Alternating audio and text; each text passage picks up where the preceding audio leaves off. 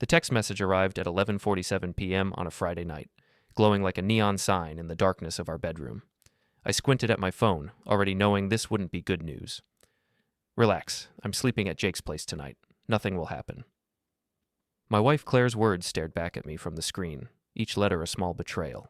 Jake, her ex-boyfriend. The same Jake she'd sworn was just a friend when she started texting him 3 months ago. The same Jake she'd had lunch with to catch up last week. I typed back with steady fingers, "Sure." But I wasn't sure about anything anymore. My name is David Mitchell, and I've been selling insurance in this small Connecticut town for 15 years. I'm good at reading people, spotting the lies they tell themselves and others. It's kept me alive in a business built on trust and skepticism. And right now, every instinct I'd honed over the years was screaming that my wife was lying through her teeth. I opened Facebook and searched for Jake Morrison. It took me 30 seconds to find him. Married. His wife's name was Rachel Morrison, a pretty brunette who worked as a nurse at the local hospital. They'd been married for 2 years, according to their anniversary post from last month. I stared at Rachel's profile picture for a long moment, then clicked the message button. "Hi, I'm Claire's husband. She's staying at your place tonight with Jake. Thought you should know." I hit send before I could second-guess myself. My phone buzzed within 30 seconds. "What? She's there now? Jake told me he was working late at the office." The capital letters told me everything I needed to know about Rachel's emotional state. I typed back quickly. "Want to talk? I think we both deserve to know what's really going on." "Yes, can you meet me? I have a key to his apartment. We could go see for ourselves." I was already reaching for my jeans. "I'll pick you up. Send me your address." 20 minutes later, I was parked outside a modest duplex on Elm Street. Rachel emerged before I could knock, her dark hair pulled back in a ponytail, wearing jeans and a jacket thrown over what looked like pajamas. Even in the dim streetlight, I could see the fury in her eyes. "I can't believe this," she said, sliding into my passenger seat. "I mean, I suspected something, but I kept telling myself I was being paranoid." "How long have you suspected?" I asked, pulling away from the curb. "About a month. He's been distant, working late, taking calls in the other room. Classic cheating husband behavior, right? But when I asked him about it, he made me feel crazy for even thinking it." I knew that feeling. Claire's been doing the same thing. "Oh, David, you're being ridiculous. Jake and I are just friends." Meanwhile, she's texting him at all hours and smiling at her phone like a teenager. Rachel directed me to Jake's apartment complex, a newer development on the outskirts of town. We sat in the parking lot for a moment, both of us staring at the building. "His car's here," Rachel said quietly, pointing to a blue Honda Civic. "And there's Claire's silver Camry right next to it." The evidence was undeniable, but seeing it still felt like a punch to the gut. "I have his spare key," Rachel said, holding up a small silver key. "He doesn't know I kept it after we had that fight last month. I was going to give it back, but—" She shrugged. "Good thing I forgot." We walked to the apartment in silence. Rachel's hands were shaking as she inserted the key into the lock of apartment 2B. The door opened with a soft click. "Stop right here. Most people destroy everything at this exact moment. They knock, they scream, they explode. What would you do?" The living room was dimly lit by a lamp in the corner. We could hear voices coming from the bedroom down the hall, soft laughter, intimate conversation. Rachel pulled out her phone and started recording as we crept closer. The bedroom door was slightly ajar, and through the crack we could see them clearly. Jake, a tall guy with sandy brown hair, was sitting on the edge of the bed. Claire was next to him, wearing the blue dress she'd claimed to have worn to dinner with her sister. They were leaning close together, talking in whispers. Then Jake reached up and touched Claire's face, and she smiled in a way I hadn't seen in months. When he kissed her, slow and deliberate, I felt something break inside my chest. Rachel kept filming for another 30 seconds, capturing Claire's hands in Jake's hair, the way she melted into him like she belonged there. Then we backed away quietly and left the apartment. In the parking lot, Rachel sent me the video. "Now what?" she asked.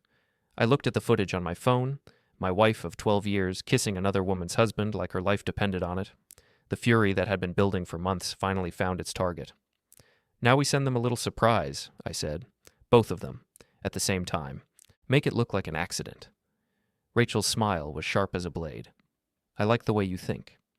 We both opened our messaging apps and sent the video to our respective spouses with the same message. "Oops, wrong person, sorry." The responses were immediate and panicked. Claire called 6 times in a row. I let every call go to voicemail. Jake was apparently doing the same thing to Rachel because her phone was buzzing nonstop. "Want to get some coffee?" I asked. "Let them sweat for a while."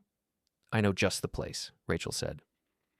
The 24-hour diner on Route 7 was nearly empty at 1 a.m. Rachel and I sat across from each other in a corner booth, our phones face down on the table, both devices lighting up every few seconds with incoming calls and texts.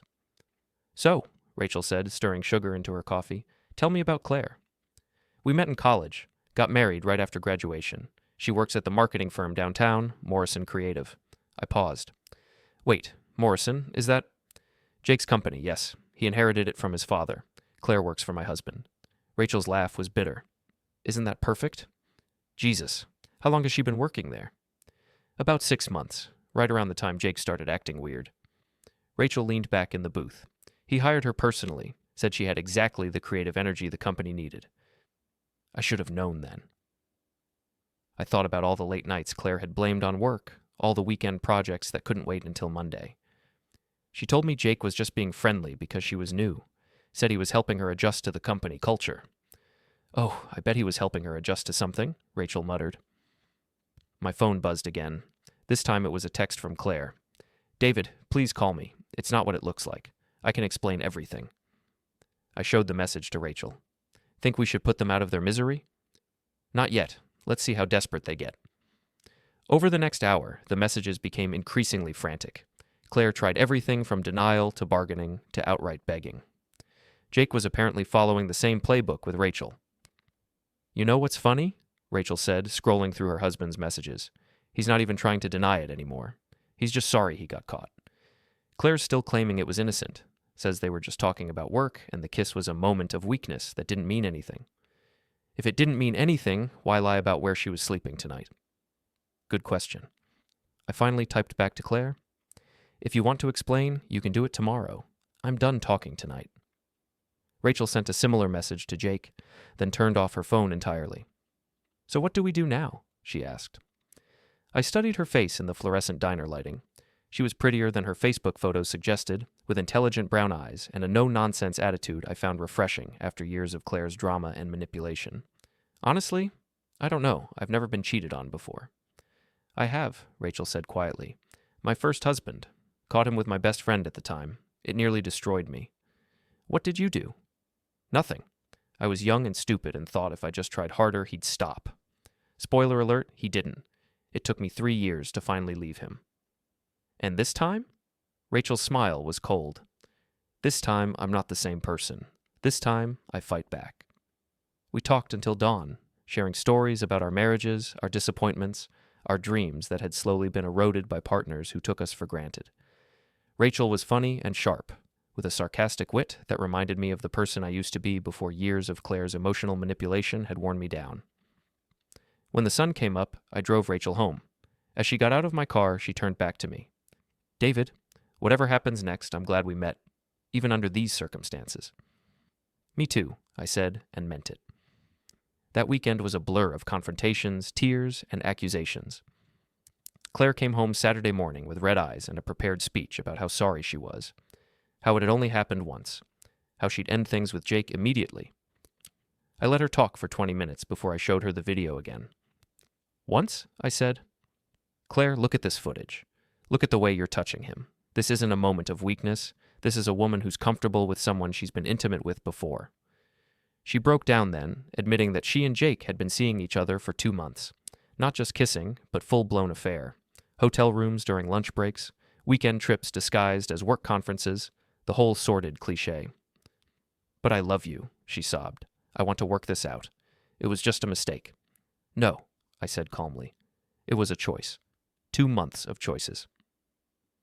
Meanwhile, Rachel was having her own confrontation with Jake. She texted me updates throughout the weekend. He was following the cheater's playbook. It meant nothing. It was just physical. He loved only Rachel. He'd do anything to save their marriage. By Monday morning, both Claire and Jake were begging for forgiveness and promising to cut off all contact with each other. That's when Rachel and I decided to meet for lunch. They think they can just apologize and go back to normal, Rachel said over sandwiches at a cafe downtown. Like we're supposed to be grateful they're willing to give up their affair to stay married to us. Claire keeps saying she made a mistake, like she accidentally fell into bed with Jake for 2 months. Jake's trying to convince me it was all Claire's idea. Says she pursued him and he was too weak to resist. I felt a flash of anger on Rachel's behalf. What a piece of shit. Right? At least Claire's taking some responsibility. Jake's trying to make himself the victim. We ate in comfortable silence for a while. I found myself watching Rachel's hands as she ate, noticing the way she tucked her hair behind her ear when she was thinking. She caught me staring and smiled. What? Nothing. Just, this is nice. Talking to someone who doesn't make me feel crazy. I know what you mean. Jake's been gaslighting me for months, making me think I was paranoid and jealous. It's nice to have my reality validated. After lunch, we walked through the town park. It was a beautiful October day, the leaves just starting to turn. Rachel stopped at a bench overlooking the pond. Can I ask you something? She said. Sure. What are you going to do? About Clare, I mean. I sat down next to her. I don't know. Part of me wants to try counseling, see if we can work through this, but a bigger part of me thinks it's over. I don't know if I can ever trust her again. I filed for divorce this morning, Rachel said quietly. I looked at her in surprise. Really? Really. I meant what I said at the diner. I'm not the same person I was 10 years ago. I'm not going to spend months or years wondering if he's cheating again, checking his phone, driving myself crazy with suspicion. Life's too short. Aren't you scared? Starting over?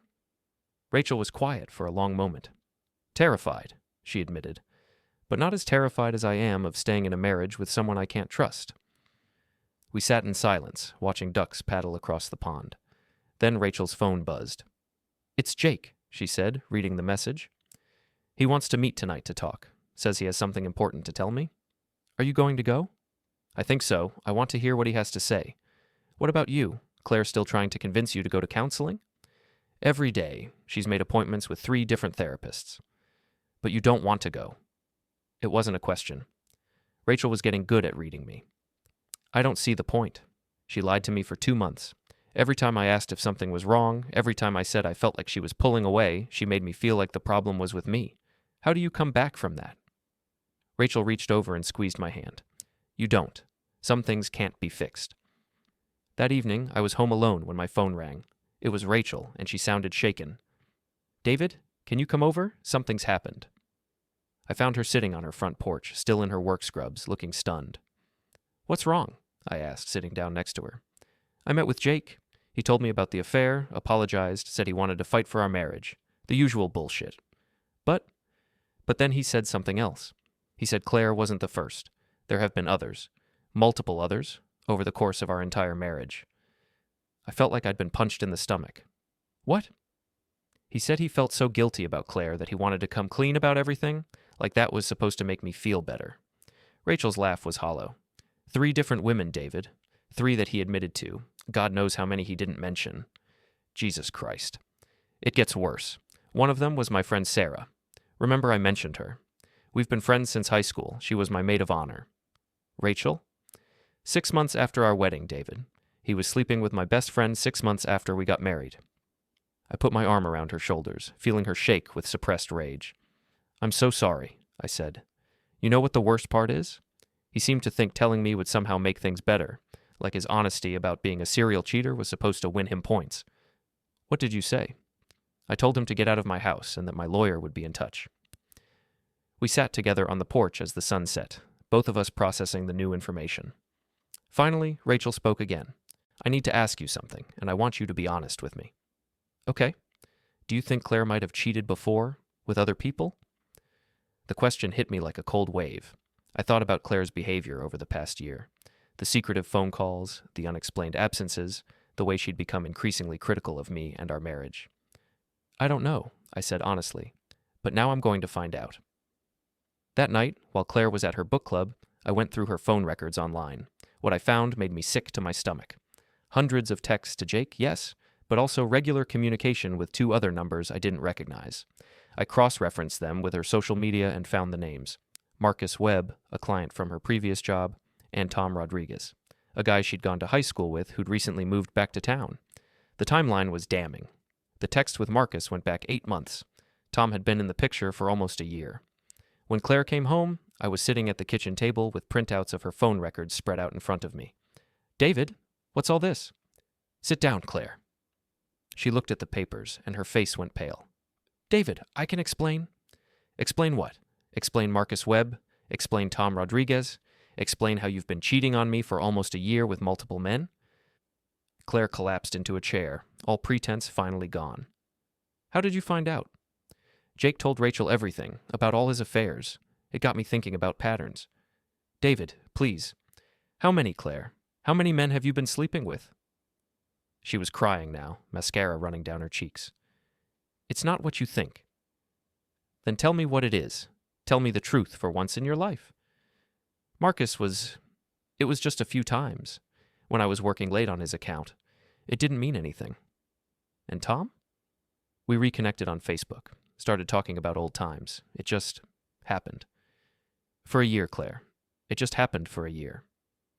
I never meant for any of this to happen. I love you, David. I want to save our marriage.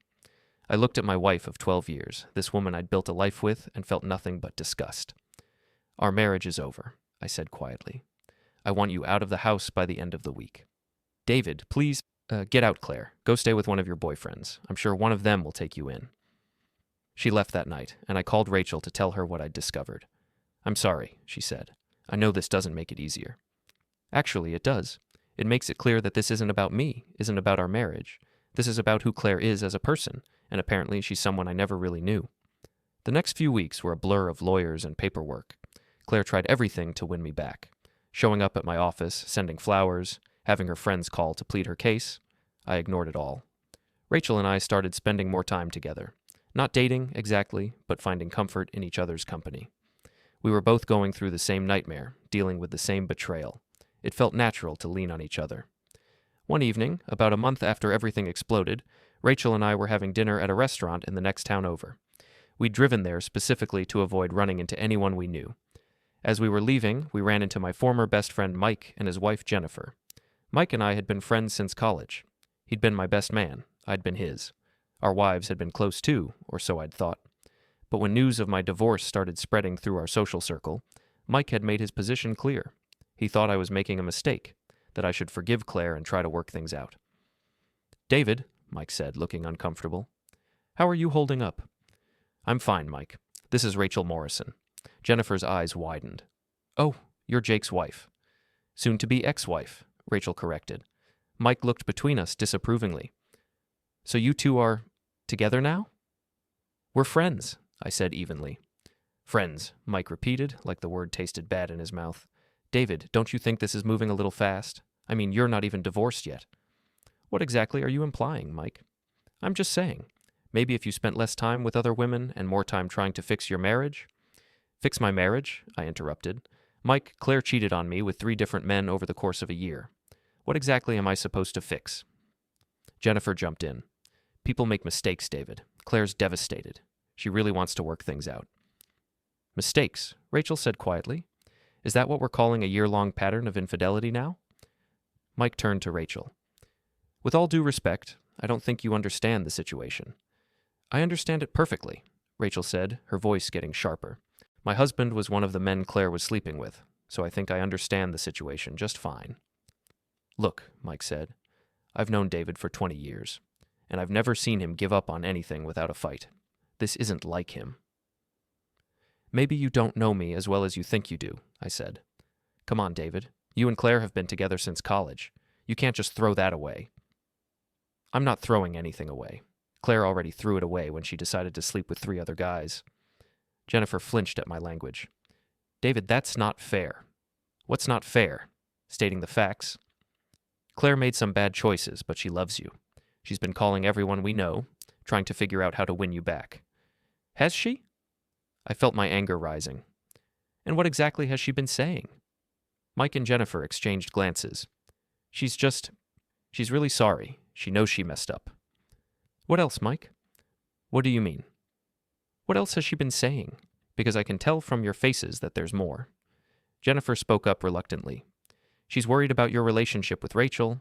She thinks you're using the divorce as an excuse to be with someone else. Rachel laughed bitterly. That's rich coming from her. She's not wrong, though, is she? Mike said. I mean, here you are, out to dinner with another man's wife.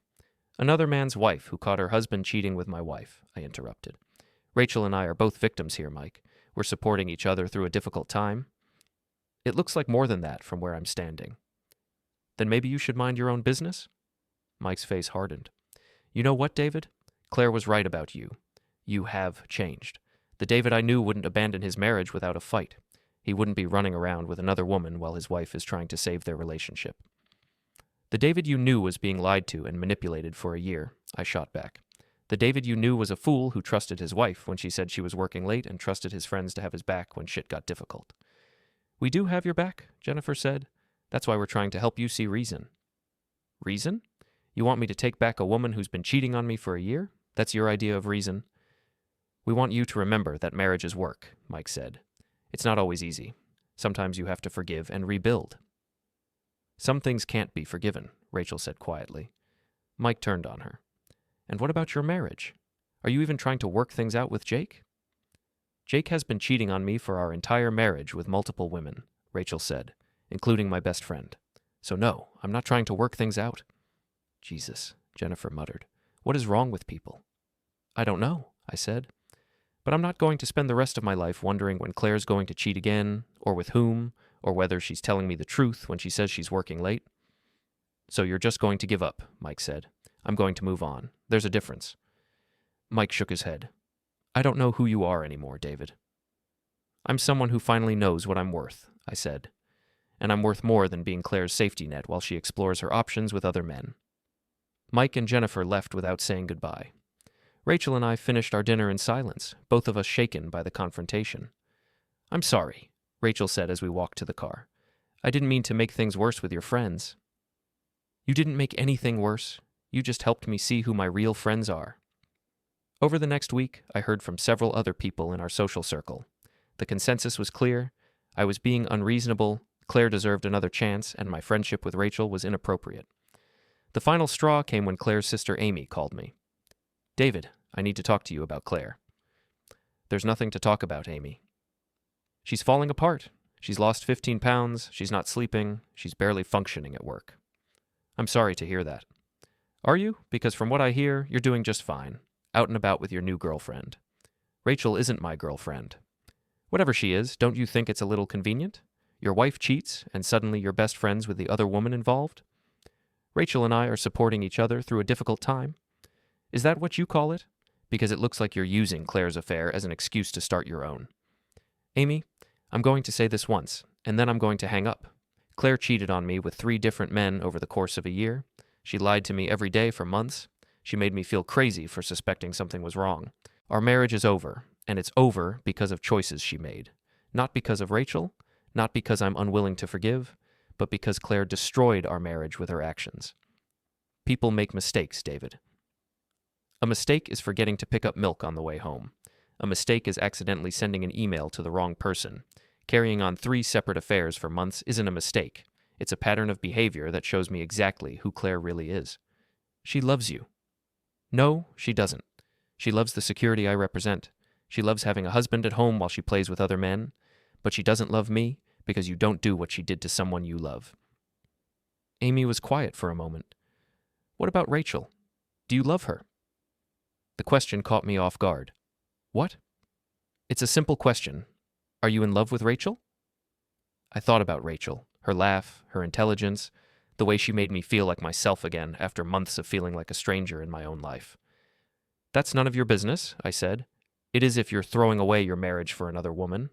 I'm not throwing away anything. Claire already threw it away. David, please, just think about what you're doing. Claire made some bad choices, but I hung up. That night, I called Rachel and told her about the conversation. They all think we're having an affair, I said. I know. Jake's been saying the same thing to anyone who'll listen, that you seduced me into leaving him. Are you having second thoughts? About the divorce, I mean. No, Rachel said firmly. Are you? No, but I'm tired of defending myself to people who should be supporting me. David, can I ask you something? Amy asked me if I was in love with you. Rachel was quiet for so long, I thought the call had dropped. Rachel, I'm here. What did you tell her? I told her it was none of her business. But what's the real answer? I closed my eyes. I think I might be. Is that crazy? If it is, then we're both crazy, because I think I might be falling in love with you too. 2 months later, our divorces were final. Claire had fought it until the end, refusing to sign papers, demanding counseling, threatening to contest everything.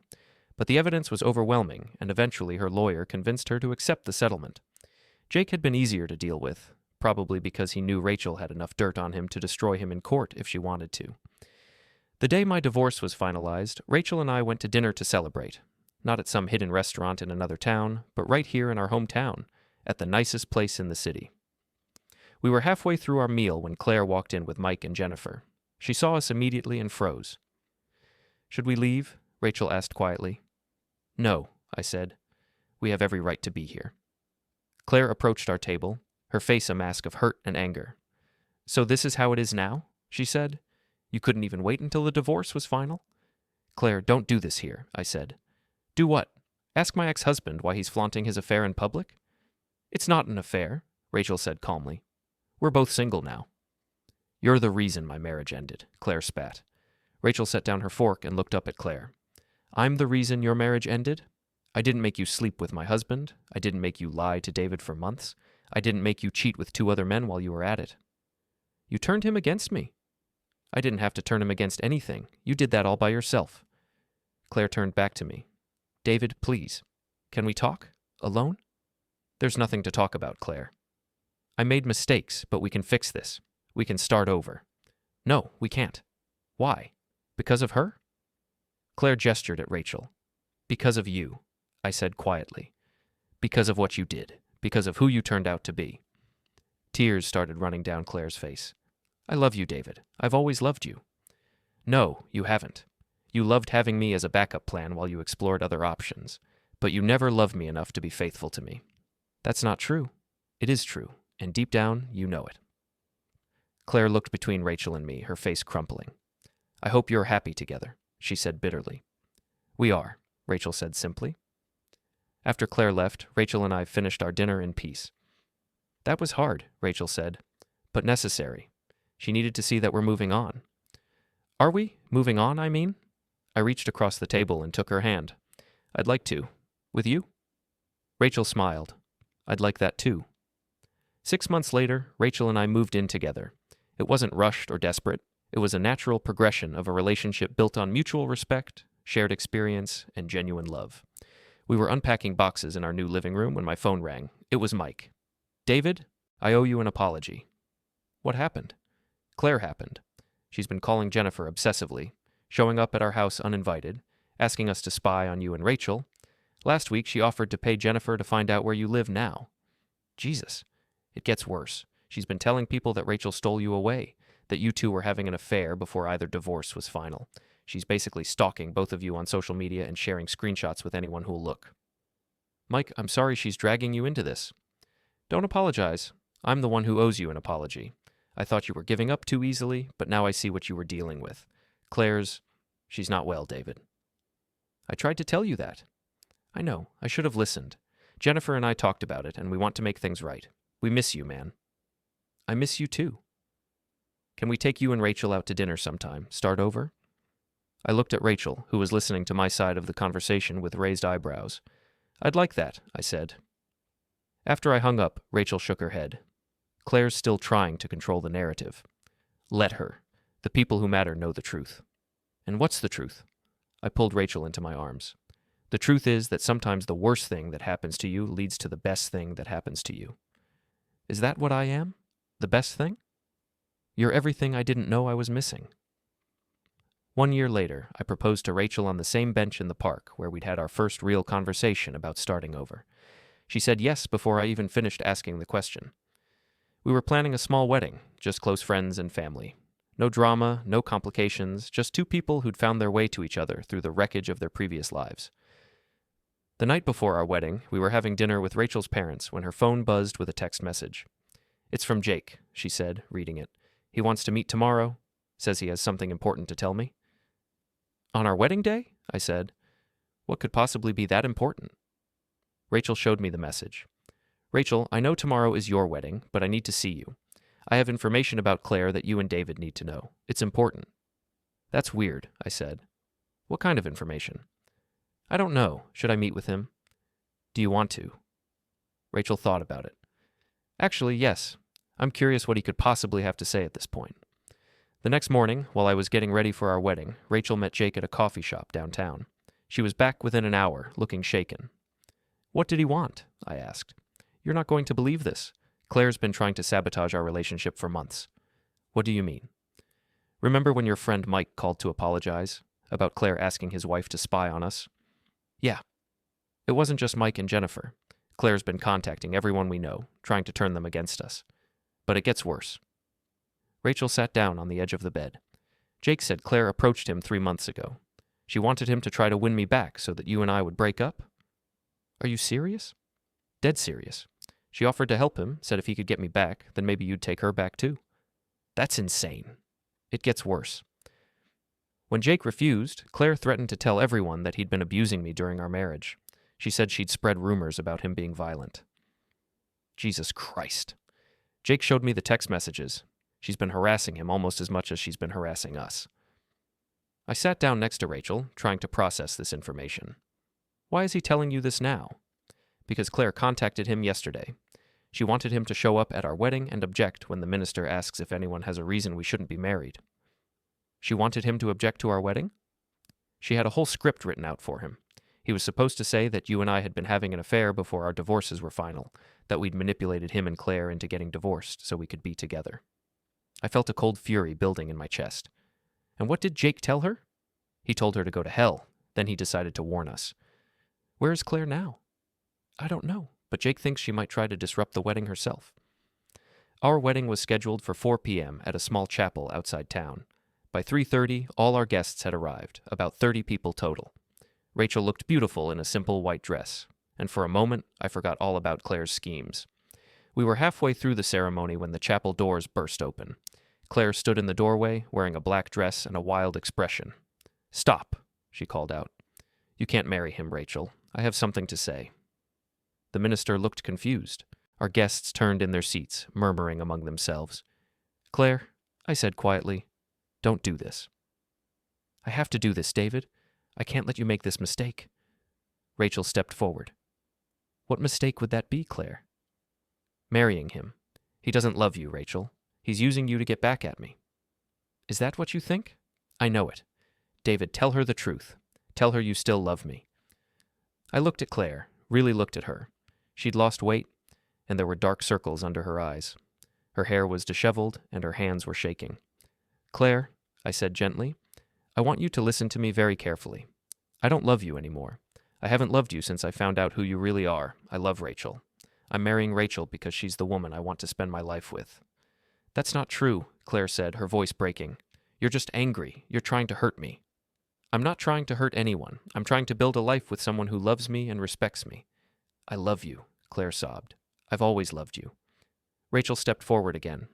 Claire, I'm going to say this once, and then I'm going to ask you to leave. David and I didn't have an affair. We met because our spouses were cheating with each other. We supported each other through our divorces, and we fell in love. That's the truth, whether you want to accept it or not. You stole him from me. Nobody stole anybody. You threw away your marriage when you decided to cheat. David chose to move on with someone who values him. Claire looked around the chapel at all the faces staring at her. You're all going to regret this, she said. When he cheats on you too, Rachel, you'll remember this day. David's not going to cheat on me, Rachel said calmly. How can you be so sure? Because I know who he is, and more importantly, he knows who I am.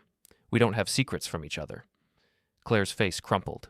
She looked at me one last time, her eyes pleading. I'm sorry, Claire, I said, but this is over. It's been over for a long time. Claire turned and ran from the chapel. Through the open doors, we could see her getting into her car and speeding away. The minister cleared his throat. Shall we continue? Rachel and I looked at each other and started laughing. The absurdity of the situation, the relief that it was finally over, the joy of knowing we were about to become husband and wife, it all bubbled up at once. Yes, Rachel said, still laughing. Let's continue. We finished our vows with tears of laughter in our eyes. When the minister pronounced us husband and wife, our guests erupted in applause and cheers. At the reception, Mike pulled me aside. I owe you another apology, he said. I had no idea how bad things had gotten with Claire. It's okay, Mike. You couldn't have known. She seemed so normal when we talked to her. Sad, but normal. She's good at hiding her crazy. It took me 12 years to see it. Are you worried she'll keep trying to cause problems? I looked across the room at Rachel, who was laughing with her sister. No, I said. I'm done worrying about Claire. I'm done letting her have any power over my life. And I meant it. Whatever Claire did next was her choice, but it wouldn't affect the life Rachel and I were building together. As the evening wound down, Rachel and I stepped outside for some fresh air.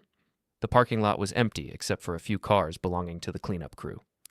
"So," Rachel said, "how does it feel to be married again?" "Different," I said. "Better." "Right. No regrets?" "Only one." Rachel raised an eyebrow. "What's that?" "I regret that it took Claire's betrayal for us to meet. I wish we'd found each other sooner."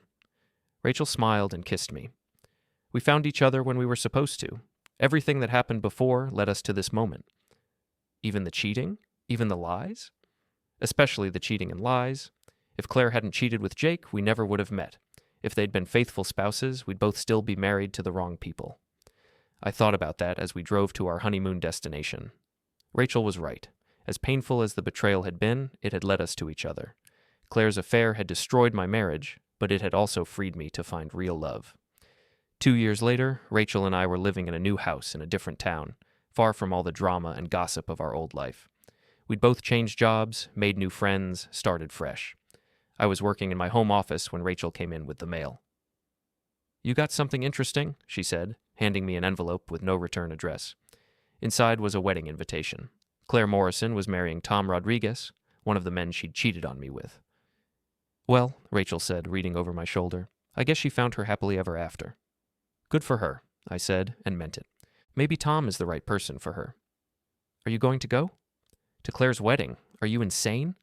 Rachel laughed. "Just checking. You know she probably sent this hoping you'd be jealous. The only thing I feel is relief that she's moved on." "Think it'll last?" I looked at the invitation again. Claire's full name was printed in elegant script, Clare Elizabeth Morrison. She'd kept my last name through the divorce, but was apparently changing it now. "I hope so," I said. "For Tom's sake." Rachel tossed the invitation in the trash. "Come on," she said. "Let's go for a walk. It's too beautiful a day to waste thinking about the past." As we walked through our neighborhood, I thought about the strange journey that had brought us here. 2 years ago, I'd been married to a woman who was systematically destroying our relationship with lies and betrayal. I'd been surrounded by friends who couldn't see past their own preconceptions to support me when I needed them most. Now I was married to my best friend, living in a place where nobody knew our history, building a life based on honesty and mutual respect. "Do you ever wonder what would have happened if we'd handled things differently?" Rachel asked. "How do you mean?" "What if we hadn't sent that video to Claire and Jake? What if we just confronted them privately?" "They would have denied everything, probably convinced us we were imagining things." "What if we tried counseling, worked on our marriages?" I stopped walking and looked at Rachel. "Do you wish we had?" "God, no. I'm just curious about alternate timelines." "In any alternate timeline where I stayed married to Claire, I'd be miserable. She'd still be cheating, I'd still be wondering what was real and what was lies. And I'd still be married to a serial cheater who blamed me for his behavior." We resumed walking. "No," I said. "I don't wonder about alternate timelines. This is the timeline I want to be in." That evening, we were having dinner when Rachel's phone rang. It was a number she didn't recognize. "Hello?" I could hear a woman's voice on the other end, but couldn't make out the words. Rachel's expression grew serious. "I'm sorry, who is this?" Rachel asked. More talking from the other end. "No, I don't think that's a good idea," Rachel said. "We've both moved on." The voice got louder, more agitated. "Ma'am, I'm going to hang up now. Please don't call this number again." Rachel ended the call and turned off her phone. "Who was that?" I asked. "Claire." "Claire? How did she get your number?" "I don't know. She said she needed to talk to both of us about something important." "What kind of something?" "She wouldn't say, just kept insisting it was urgent." My phone started ringing. Unknown number. "Don't answer it," Rachel said. I let it go to voicemail, then it rang again and again. Finally, I answered. "Hello?" "David, thank God. It's Claire. I need to see you." "Claire, how did you get this number?" "That doesn't matter. I need to talk to you and Rachel. It's about Jake." "What about Jake?" "He's been stalking me, David. Following me, calling me at all hours, showing up at my work. I think he's dangerous." I put the phone on speaker so Rachel could hear. "Claire," Rachel said, "if Jake is stalking you, you need to call the police." "I did call the police. They said they can't do anything unless he threatens me directly." "What does this have to do with us?" I asked. He's obsessed with the idea that you two broke up his marriage. He blames you for everything that went wrong in his life." "That's ridiculous," Rachel said. "I know it's ridiculous, but he doesn't see it that way. He's been asking me questions about where you live, what your routines are. I think he might try to hurt you." I looked at Rachel, who was frowning. "Claire," I said, "why are you calling us about this? Why not just call the police again?"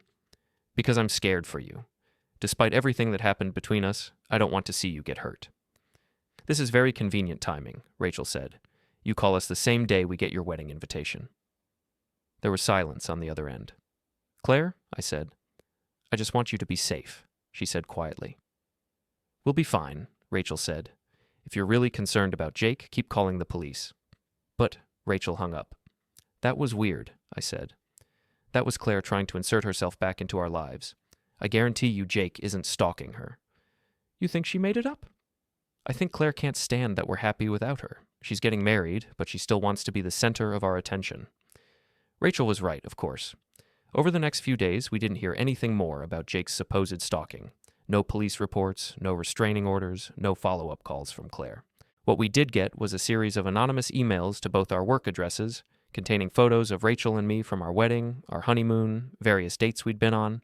Someone had been taking pictures of us for months. "Okay," Rachel said, looking at the latest batch of photos. "This is actually creepy." The photos were taken from a distance with a telephoto lens, but they were clear enough to identify us. There were shots of us grocery shopping, walking in the park, having dinner at restaurants. "We need to call the police," I said. The detective who took our report was sympathetic but not optimistic. "Without more direct evidence of who's taking these photos, there's not much we can do," he explained. "Have you had any direct threats? Anyone approach you in person?" "No," Rachel said. "Just the photos." "And you suspect your ex-spouses?" "It's possible. We both had difficult divorces." "Any recent contact with either of them?" I told him about Claire's call regarding Jake's supposed stalking. "That's interesting," the detective said. "Could be a way of deflecting suspicion. We'll look into it, but in the meantime, I'd suggest varying your routines, being aware of your surroundings, maybe installing some security cameras at your house." We left the police station feeling frustrated and vulnerable. "I hate this," Rachel said as we drove home. "I hate that someone is watching us, taking pictures of us without our knowledge." "We'll figure it out," I said. "We'll catch whoever's doing this." That night, I installed motion-activated cameras around our property. If someone was watching our house, we'd get them on video. It didn't take long. 3 days later, the cameras captured someone in dark clothing approaching our house at 2 a.m. The person stayed in the shadows, but they were clearly taking photos of our bedroom windows with a telephoto lens. I called the police immediately. By the time they arrived, the photographer was gone, but we had clear video of someone trespassing on our property. "Can you make out who it is?" the detective asked, reviewing the footage. "Not clearly," I said, "but look at this." I rewound to a moment where the person turned slightly toward the camera. For just a second, we could see part of their face in the infrared light. "That's a woman," Rachel said, "and she looks familiar." The detective enhanced the image as much as possible. It wasn't crystal clear, but it was enough. "That's Claire," I said. Rachel stared at the screen. "Are you sure?" "Look at the profile, the way she moves. That's definitely Claire." "So she calls to warn you about Jake stalking her, but she's the one who's been stalking you," the detective said. "Classic projection." "Can you arrest her?" Rachel asked. "With this footage? Absolutely. Trespassing, stalking, harassment. She's looking at some serious charges." Claire was arrested the next morning at her apartment.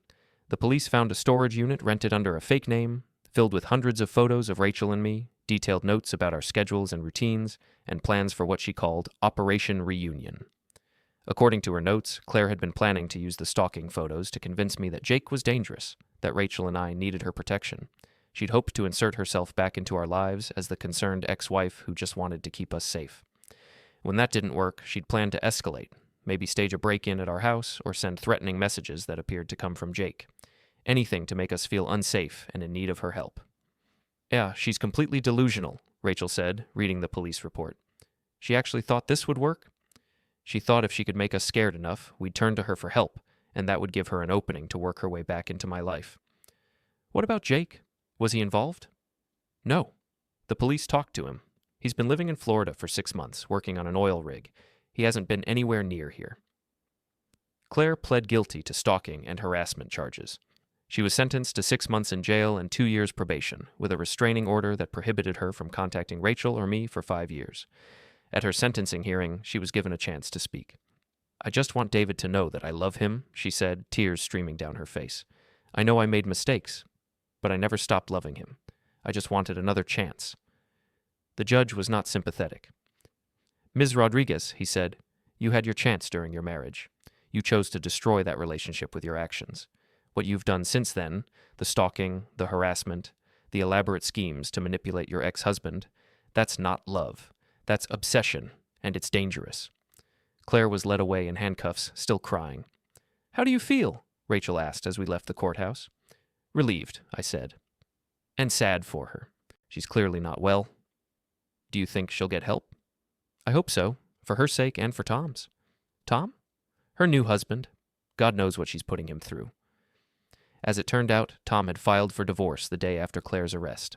According to the gossip mill in our old town, Claire had been exhibiting increasingly erratic behavior for months. The stalking arrest was just the final straw. "So she lost her new marriage because she was obsessed with her old one," Rachel said when we heard the news. "Some people never learn.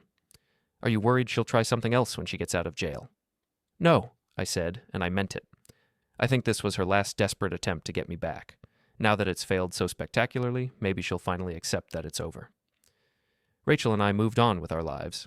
We bought a bigger house, adopted a dog, started talking about having kids. The drama with Claire became just a strange chapter in our history, something we occasionally referenced but rarely thought about. 3 years later, I was promoted to regional manager at my insurance company. The promotion came with a transfer to Denver, and Rachel and I decided it was time for a fresh start in a new city where nobody knew our story. We were packing up our house when we got an unexpected visitor. Jake Morrison stood on our front porch, looking older and more weathered than I remembered. "I know you probably don't want to see me," he said, "but I wanted to talk to you before you moved away." Rachel and I exchanged glances. "What do you want, Jake?" Rachel asked. "I want to apologize, and I want to thank you." "Thank us," I said. "For exposing Claire's stalking, for getting her arrested."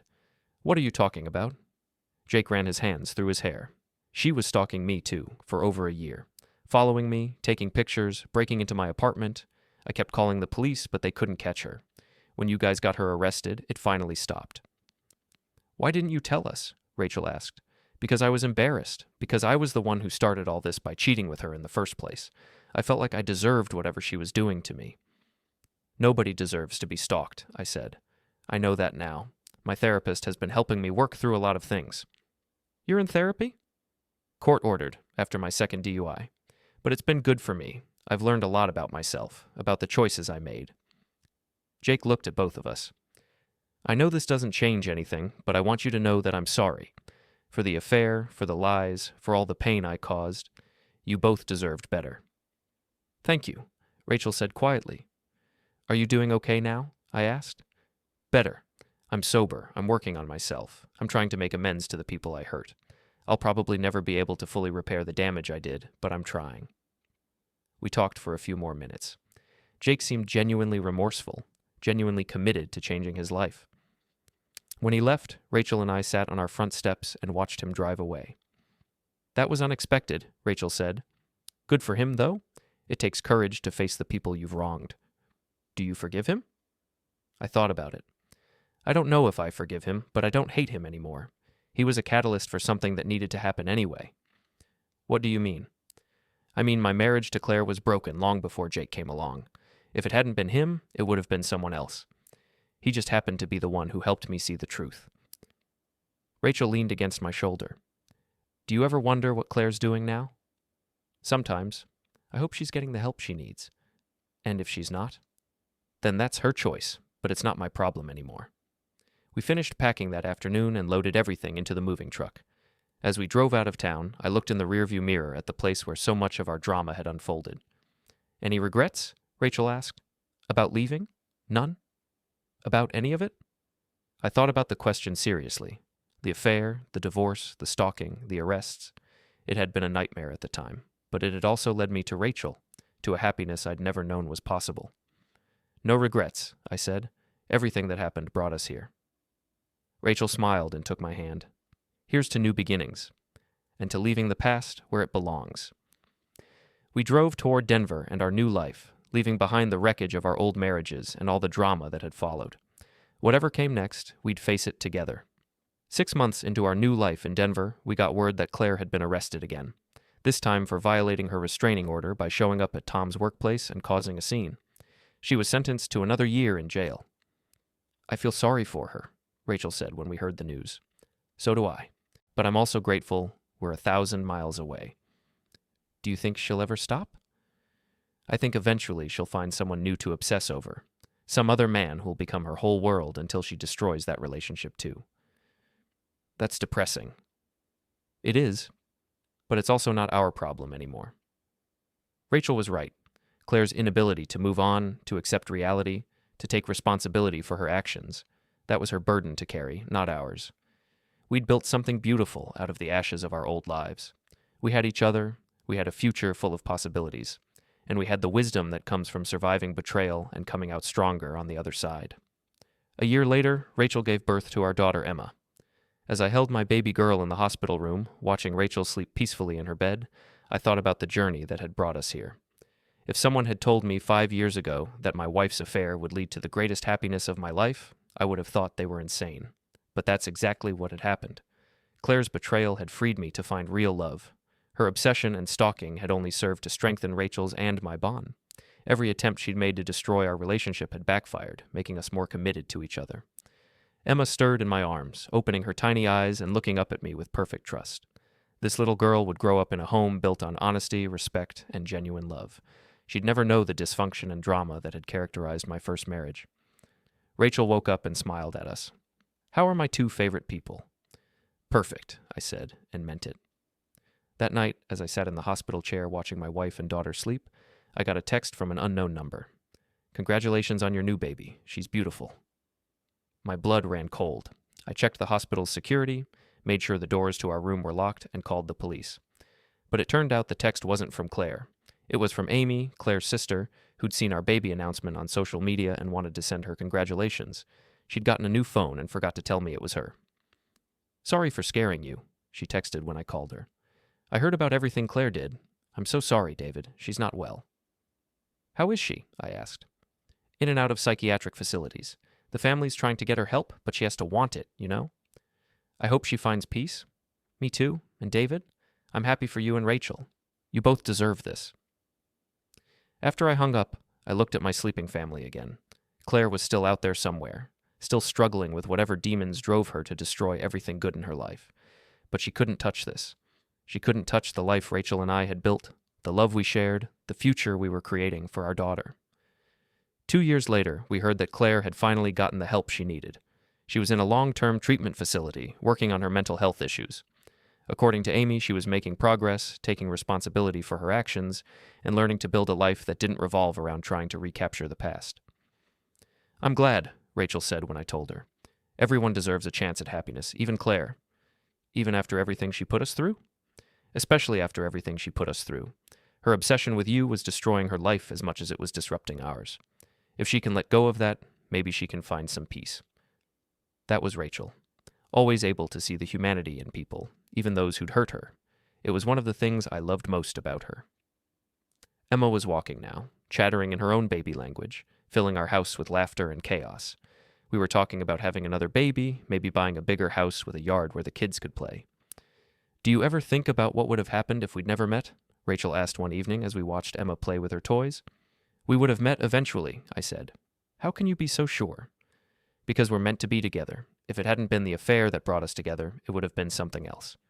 "You really believe that?" "I do, don't you?" Rachel smiled. "I do. I think we would have found each other no matter what." That night, after Emma was asleep, Rachel and I sat on our back porch looking up at the stars. "Thank you," Rachel said quietly. "For what?" "For being brave enough to leave a bad marriage, for being strong enough to start over, for showing me what real love looks like." "Thank you for the same things. And thank you for sending that text to Jake's wife 5 years ago. If you hadn't done that, we might never have met." I laughed. "So you're thanking me for exposing your husband's affair?" "I'm thanking you for helping me see the truth, for giving me the courage to demand better for myself. Best decision I ever made." "Sending that text?" "Marrying you." Rachel leaned over and kissed me. "I love you, David Mitchell." I love you too, Rachel Mitchell. We sat in comfortable silence, holding hands and watching the stars. Somewhere out there, Claire was hopefully finding her own path to healing and happiness. Jake was building a sober life and making amends for his mistakes. Our old friends were living their own lives, dealing with their own challenges. But here, in this moment, on this porch, with this woman and this life we'd built together, everything was exactly as it should be. The text message that had started it all? Relax. I'm sleeping at my ex's place. Nothing will happen. Had been a lie, but it had led to the most profound truth of my life.